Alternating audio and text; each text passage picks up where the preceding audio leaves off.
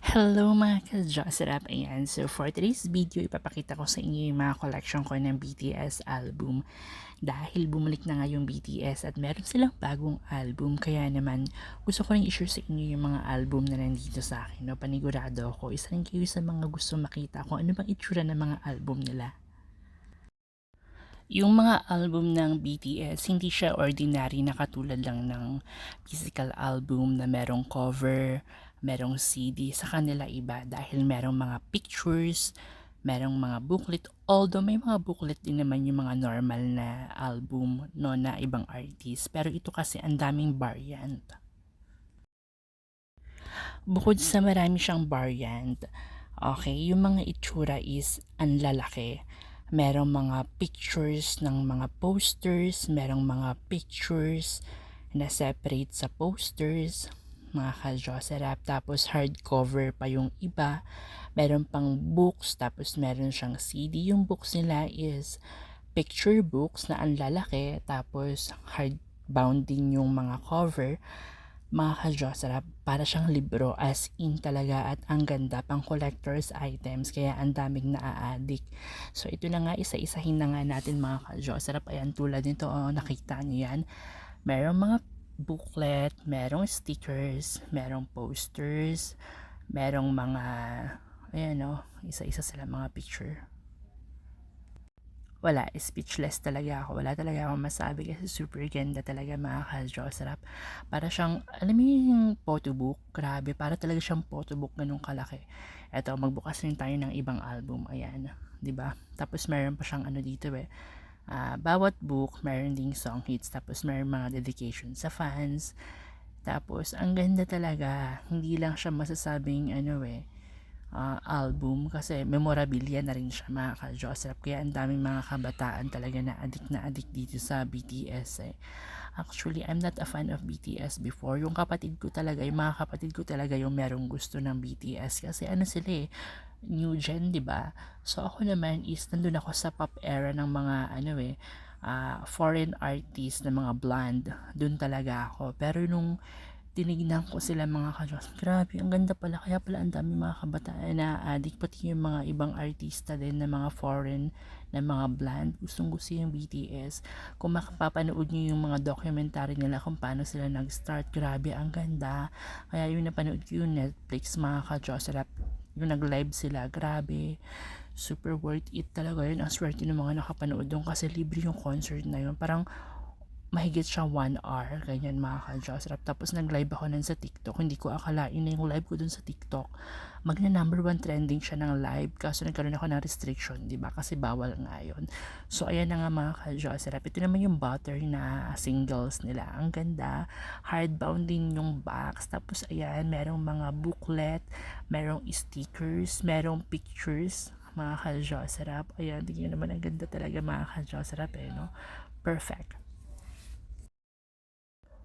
Habang binubuksan ko 'to 'no, alam mo iba yung saya kapag physical album talaga yung hawak-hawak mo at saka yung collection mo, unlike sa Spotify. Kasi 'di ba bumibili ka tapos yung Spotify ire-renew mo. Kung yung binayad mo sa Spotify, binili mo ng physical album, nasa iyo lang yun. So kung ayaw mo na someday, pwede mo siyang ibenta, 'di ba? Tapos ito, tingnan niyo, merong orange na variant, meron ding yellow na variant. Ayan yung butter nila na sikat mga ka-Jocerap. Tapos ang maganda kasi sa kanila, alam niyo yung book, 'di ba? 'Di ba dapat songbook lang mga ganun. Hindi, yung mga libro, yung mga songbook para siyang libro, tapos colored pa yung mga picture. Alam mo yung hindi siya tinipid. Kaya naman masasabi mo na worth it yung collection na to. At saka yung value niya, kung ayaw mo na, pwede mo siyang ibenta kasi yung value niya tumataas. So para siyang alahas. And then ngayon, habang nag-unboxing ako, no, kailangan tinitignan ko rin yung binili ko is tama at kung walang damage. Kasi nga, mga ka-Diyos, ang hirap kitain ng pera ngayon, no. Tapos itong BTS na to, mataas yung value niya.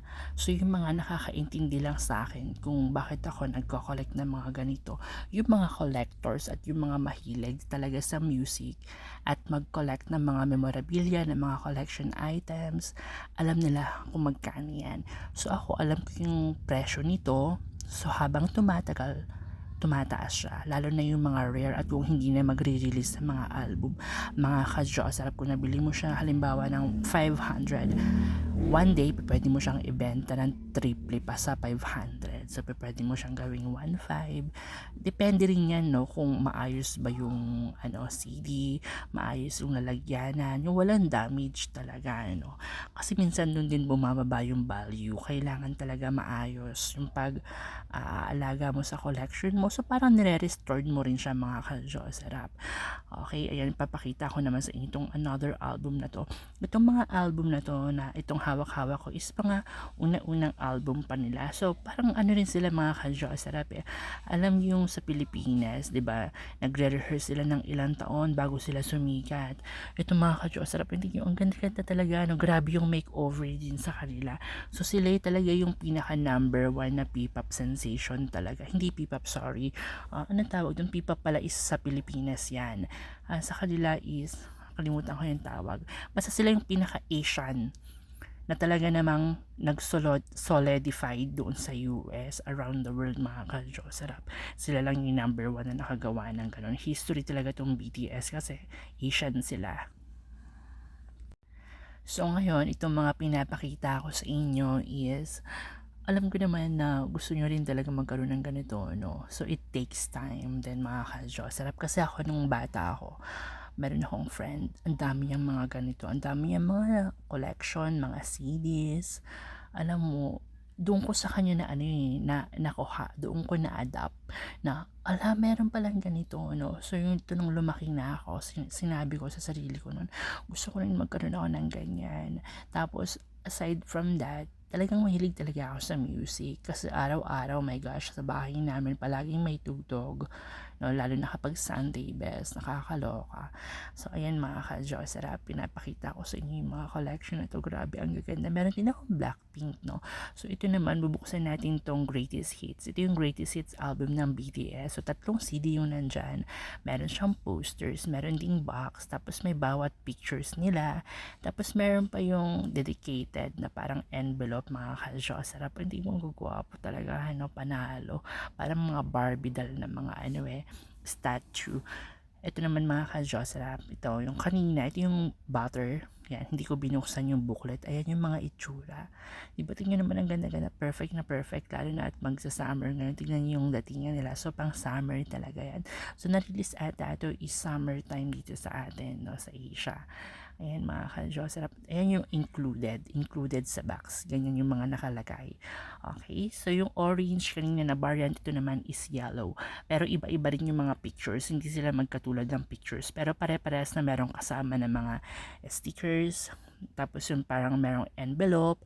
Meron din siyang parang postcard. Ayan, pare-parehas yung mga ka-Joseph. So ito na yung mga collection ko. Ipapakita ko sa inyo ng isahan. Yan, mga ka-Joseph. So hanggang dito na lang yung video ko, no? Sana nagustuhan nyo. Okay, don't forget to like and subscribe to my page para lagi kayong updated sa mga latest ganap ko sa buhay, mga ka-Joseph.